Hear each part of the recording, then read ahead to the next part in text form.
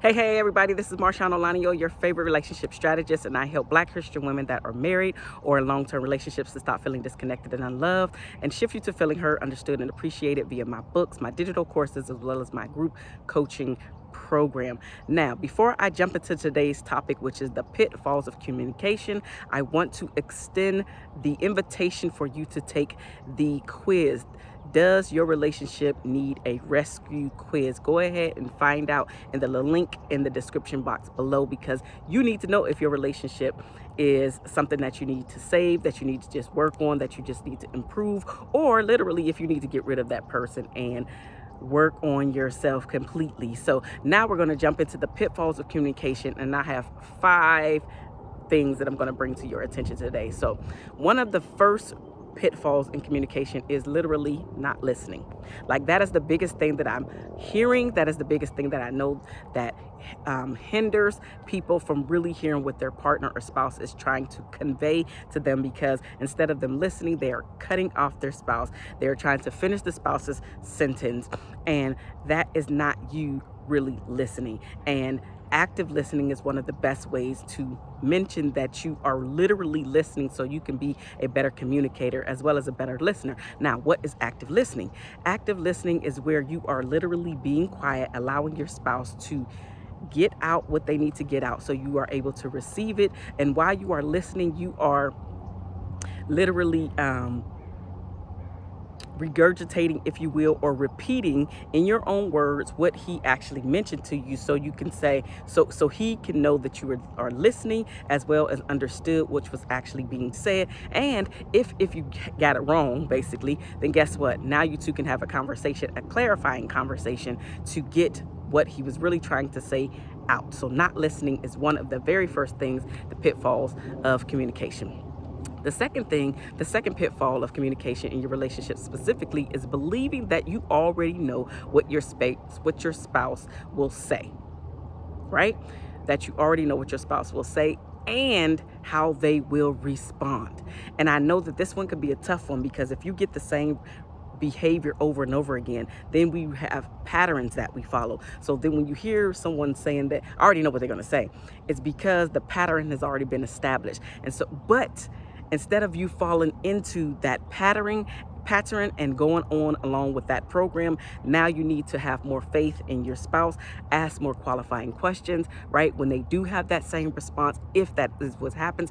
But really what you want to do is to rewire your mind and your brain about what he is going to say to you and how he's going to respond. So try to look at it in a better light, so you're not automatically going in there with an attitude, because I already know how he's going to respond, right? You really want to think more positively about what your spouse has to say and the things that he's going and how he's going to respond, versus I already know what he's going to say. He's going to say no. He's going to give me a million reasons why no is the new yes.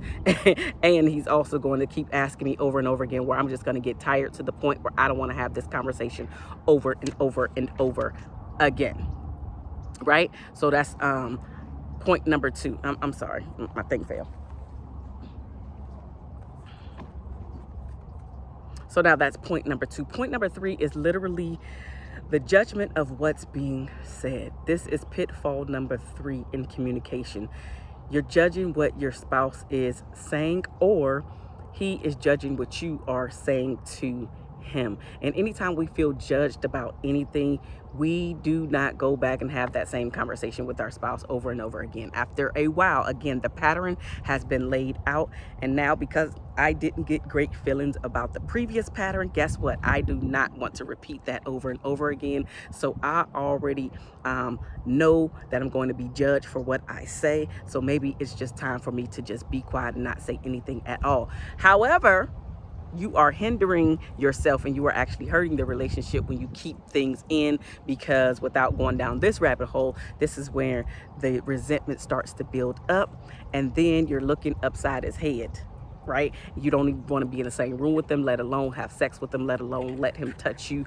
And the distance just continues on and on and on. So anytime any of us are feeling judged, there's no way that a deeper connection is being set within there. So any type of judgment, which is followed by the judgment of how it was stated, right? Again, any type of judgment is bad, but whenever your partner states something to you, or whenever you state something to your partner, you already know, we can already hear the tinge of attitude that's in there. We know when somebody's being snarky with us or having some type of inner dialogue. It could be a noise that they usually make, and you're just like, that's the judgment right there. None of us feel good when we are being judged. So literally, if this is you, if you are the person, if you are the wife, if you are the girlfriend, right, who is judging your spouse when he is trying to speak to you, then I'm telling you, sister, you are breaking down the barriers of communication, as well as breaking down,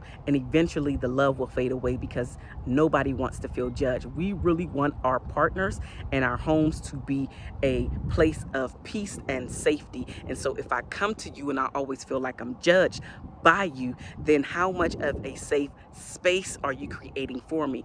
How do I feel like you got my back if I always feel judged by you? How many more times am I going to come to you with a problem for you to help us solve if I feel judged by you? This also goes vice versa, right? But I'm speaking to you because you're watching this video today. So if you have been guilty of judging your partner or your spouse, knock it off, cut it out, stop it, because you are not adding to the bucket of love. You are actually taking away from the bucket of love. And all of us want to love from our cups being runneth over versus from it being way sunken at the bottom and I'm feeling like I'm depleted from giving.